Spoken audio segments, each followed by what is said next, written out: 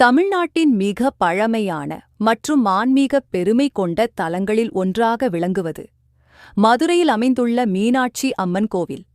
இந்த கோவில் உலகம் முழுவதும் புகழ்பெற்ற சிவன் ஆலயங்களில் முக்கியமானதாகும். இங்கு பிரதான தெய்வங்களாக மீனாட்சி அம்மனும் சுந்தரேஸ்வரர் பெருமானும் அருள் பாலிக்கின்றனர். இந்த கோவிலின் வரலாறு ஆயிரக்கணக்கான ஆண்டுகளுக்கு முன் தொடங்குகிறது. பாண்டிய மன்னர்கள் காலத்தில் இந்த ஆலயம் வளர்ச்சியடைந்தது. பின்னர் நாயக்கர் மன்னர்கள் காலத்தில் இந்த கோவில் மிகப்பெரிய கட்டிடக்கலை அதிசயமாக உருவாக்கப்பட்டது. மீனாட்சி அம்மன் கோவிலின் முக்கியமான சிறப்பு அதன் உயரமான கோபுரங்களாகும். இந்த கோவிலில் மொத்தம் 14 கோபுரங்கள் உள்ளன. அவற்றில் தெற்கு கோபுரம் மிக உயரமானது.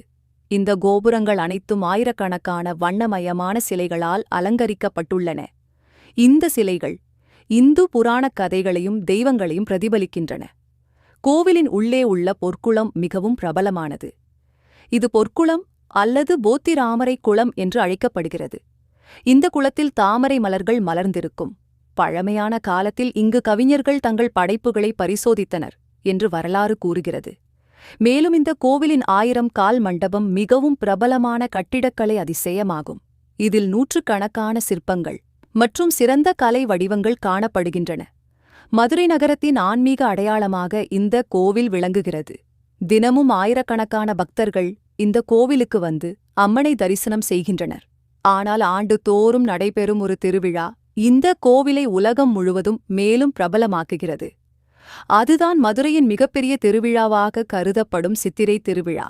மீனாட்சி திருக்கல்யாணம் மதுரையின் சித்திரை திருவிழாவின் மிக முக்கியமான நிகழ்வு. மீனாட்சி அம்மன் மற்றும் சுந்தரேஸ்வரர் பெருமானின் திருக்கல்யாணம் ஆகும். இந்த திருவிழா சித்திரை மாதத்தில் மிகவும் விமர்சையாக நடைபெறுகிறது.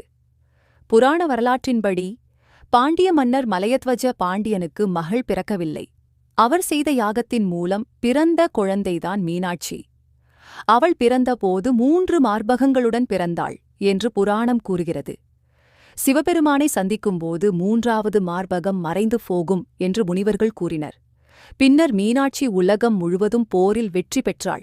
இறுதியில் கைலாயத்தில் சிவபெருமானை சந்தித்தபோது அவளின் 3வது மார்பகம் மறைந்தது. அப்போது சிவபெருமான் சுந்தரேஸ்வரர் என்ற பெயரில் மதுரைக்கு வந்து மீனாட்சியை திருமணம் செய்து கொண்டார். இந்த தெய்வீக திருமணம்தான் மீனாட்சி திருக்கல்யாணம் என்று அழைக்கப்படுகிறது. இந்த நிகழ்வு சித்திரை திருவிழாவின் மிக முக்கியமான பகுதி. இந்த திருவிழா நடைபெறும்போது ஆயிரக்கணக்கான பக்தர்கள் மதுரைக்கு வருகிறார்கள். திருக்கல்யாண நாளில் கோவில் முழுவதும் மலர்களாலும் விளக்குகளாலும் அலங்கரிக்கப்படுகிறது. புரோகிதர்கள் வேத